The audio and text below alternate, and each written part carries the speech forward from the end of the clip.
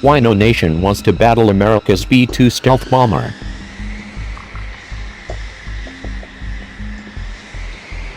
A pair of United States Air Force B-2 Spirit stealth bombers hit terrorist targets in Libya on last January 19, 2017. The strike killed more than 80 Islamic State terrorists.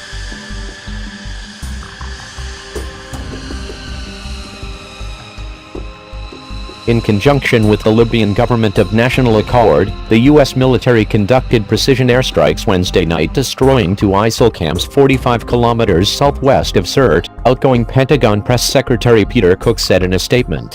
The ISIL terrorists targeted included individuals who fled to the remote desert camps from Sirte in order to reorganize, and they posed a security threat to Libya, the region, and U.S. national interests.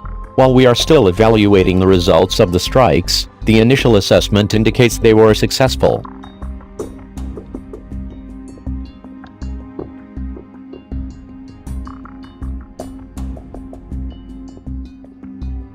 While the Northrop Grumman-built stealth bomber might seem like it would overkill to hit targets inside permissive airspace where there is no air threat or surface-to-air threat, Air Force officials said that there are circumstances that could have made the B-2 ideal for the strike. Nonetheless, the Air Force didn't necessarily choose the B-2 itself. Such assets are usually requested by the combatant commander.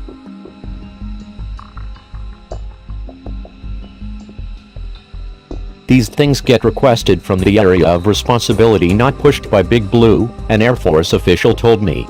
Certainly, the USAF is happy to provide forces that they invest a lot of time and effort into lobbying for investment from Congress. We saw that both in Operation Undersea Dawn and when the Raptors were used in Syria, but not Libya, too.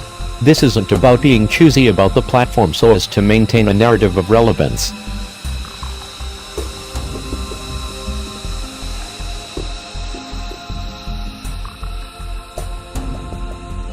The Libya raid also likely demonstrated some new capabilities that the U.S. Air Force has been developing for the stealth bomber: coordination between drones and the B-2. There is no RPA squadron at Whiteman AFB, so the crosstalk has been there for a couple years, the Air Force official said. The RP is being present to handle the survivors after a B-2 pass. It has been a dream of the community's tactics development experts, weapons officers, for a while now.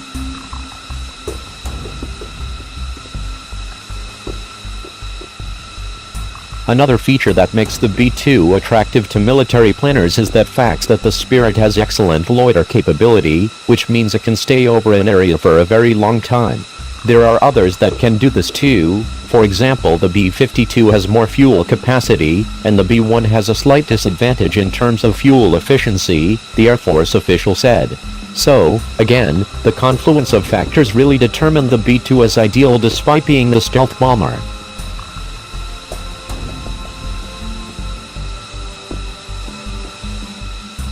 Another reason to use the B-2 in lieu of other bombers is its payload. While the B-1 can carry a larger payload, the B-2 has the ability to retarget its weapons much more efficiently and accurately in flight. Sure, the B-1 can carry more, but the global comm structure is better suited for the B-2 in this regard because of their airborne mission transfer capability that can rapidly reassign each bomb's designation with a new mission load in the air, the Air Force official said. An airborne mission transfer allows you to avoid having the crews type in new coordinates for each new bomb. The other platforms have some ways of doing this too, to a varying extent, but not on the same scale, and not with a lot more effort and opportunity for human error.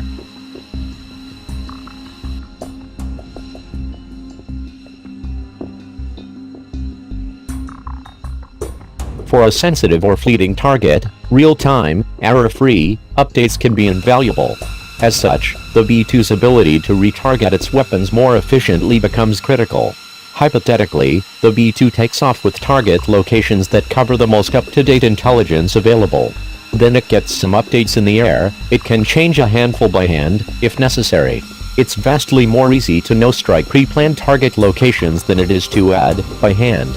If, again hypothetically, there becomes a lot of changes to be made, then it is much easier and reliable to use the machine-to-machine transfer capability, as the Air Force official explained.